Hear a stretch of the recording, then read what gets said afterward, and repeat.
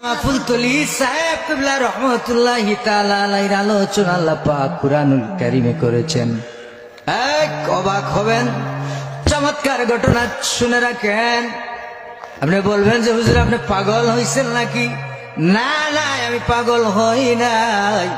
আমি কুরআনুল কারীম থেকে আল্লাহর ওলি আল্লামা ফুলতলি সাহেব কিবলা রহমতুল্লাহি তাআলা আলাইহির আলোচনা আল্লাহ রাব্বুল আলামিন কিভাবে কোরআনে করেছেন আমি আপনাদেরকে কোরআন থেকে দলিল দিয়ে বুঝিয়ে দিতেছি।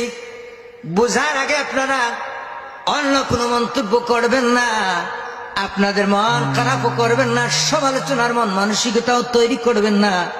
বোঝার চেষ্টা করুন কিভাবে আল্লাহ রাব্বুল আলামিন ফুলতলি সাহেবের কথা কুরআনুল কারীমে আলোচনা করেছেন। ওয়ারাতিলিল কুরআনা তারতিলা, তোমরা তারতিলের সাথে কুরআনুল কারীমকে তেলাওয়াত করো। আল্লাহ রাব্বুল আলামিন যেই কথাটা বলেছেন, যদি তারতিল ছাড়া কোরআন শরীফ তেলাওয়াত করা হয় তাইলে ভুল হবে।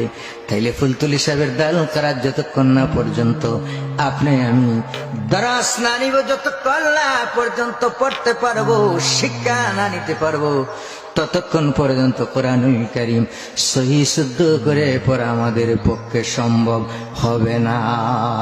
এর জন্য দারুল কারাত, কুরআনুল কারীমের তেলাওয়াত, কুরআনুল কারীমের কারাত প্রশিক্ষণ ফুলতলি সাহেবের মাধ্যমে যেহেতু এসেছে, সেটা আল্লাহ রাব্বুল আলামিন কুরআনুল কারীমে আয়াত দ্বারা সাবিত করে দিয়ে এই ফুলতলি সাহেবের মাধ্যমে কুরআনুল কারীমকে সহজভাবে সঠিক সহি শুদ্ধভাবে তেলাওয়াত করার ব্যবস্থা করে দিয়েছেন।